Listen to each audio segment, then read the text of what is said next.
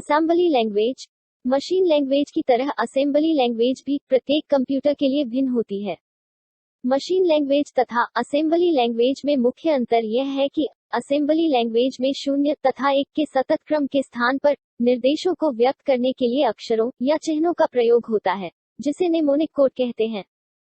Assembly language mnemonic code पर आधारित होती है। नेमोनिक कोड आसानी से याद किए जाने वाले सिंबल्स होते हैं।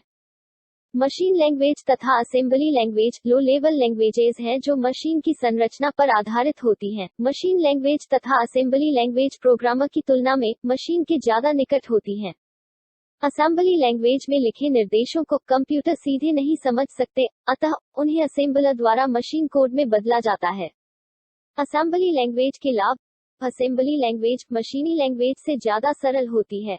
असेंबलर प्रोग्रामिंग कमियों की जांच में उपयोगी होता है। असेंबली लैंग्वेज के नुकसान।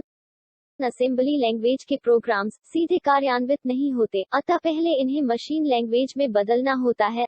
असेंबली लैंग्वेज मशीन पर निर्भर होती है, इसलिए इसमें लिखे निर्देश एक मशीन से दूसरी मशीन पर रन नहीं होते।